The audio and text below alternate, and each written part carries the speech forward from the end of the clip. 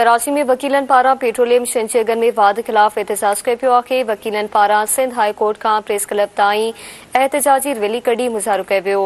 कराची में वकीलन पारा पेट्रोलियम शंचगन में वाद खिलाफ एहतजाज कयो वियो आहे। वकीलन पारा सिंध हाई कोर्ट का प्रेस क्लब ताईं एहतजाजी रैली कढी मुज़ाहिरो कयो वियो।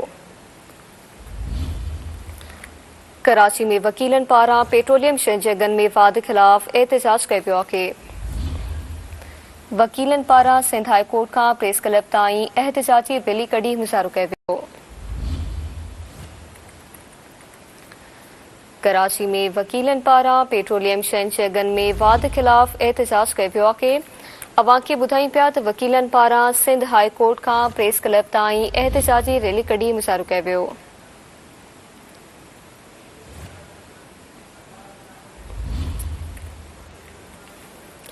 कराची में वकीलन पारा पेट्रोलियम शंचगन में वाद खिलाफ एहतजाज कयो पियो आहे। वकीलन पारा सिंध हाई कोर्ट का प्रेस क्लब ताईं एहतजाजी रैली कढी मुज़ाहिरो कयो वियो। कराची में वकीलन पारा पेट्रोलियम शंचगन में वाद खिलाफ एहतजाज कयो पियो आहे।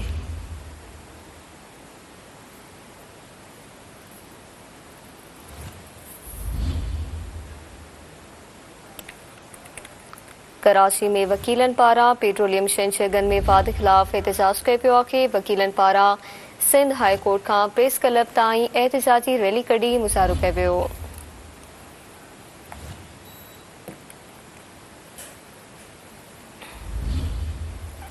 कराची में वकीलन पारा पेट्रोलियम शंचगन में वाद खिलाफ एहतजाज कयो पियो आहे।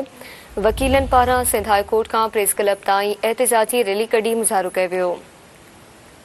खबर अवां खे ॾियनि पिया कराची में वकीलन पारा पेट्रोलियम शंचगन में वाद खिलाफ एहतजाज कयो पियो आहे।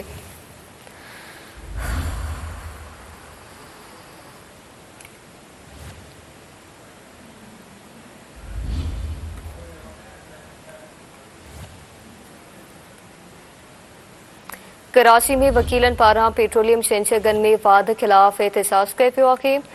वकीलन पारा सिंध हाई कोर्ट का प्रेस क्लब ताईं एहतजाजी रैली कढी मुज़ाहिरो कयो वियो। तफ़सील मालूम कंदासीं कराची मां Sindh TV news reporter Sikandar Bhutto Khan. जी सिकंदर, आगाह कजो। हाँ जी मारवी, पेट्रोल जे अघनि में महंगाई खिलाफ वकील जेके आहिनि त सरापा एहतजाज आहिनि। अॼु वकीलनि पारां जेको आहे त सिंध हाई कोर्ट खां प्रेस क्लब ताईं रैली कढी वई आहे। वकील अॻवाननि जेको आहे त प्रेस क्लब ते पहुची वकील अॻवाननि जेको आहे वफ़ाक़ी हुकूमत खिलाफ सख़्त नारेबाज़ी कई आहे।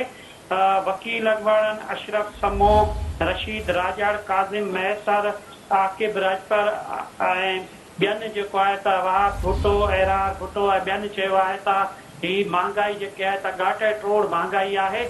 आवाम खे जेको आहे त हुकूमत पीही करे रखे छॾियो आहे।